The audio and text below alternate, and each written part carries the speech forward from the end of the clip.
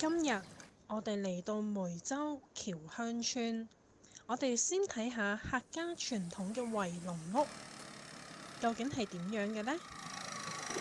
圍籠屋啊，它這個後面圍起來的，有1圍、2圍、3圍，前面就有水了，就是因為是前面有水的比較好。這裡是他們是講風水的，以前啊。風水什麼意思？點解淨係得老一輩會了解風水呢？哇，好多雞啊！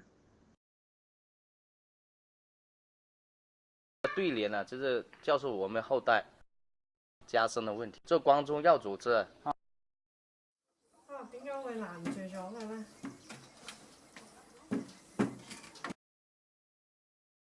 我哋而家入咗祠堂，但係個祠堂好似荒廢咗，好耐都冇人整理過。仲見到神台前面呢有幾隻雞添。雞全部都係雞，全部都係雞，全部都係雞，全部都係雞，全部都係雞，全部都係雞。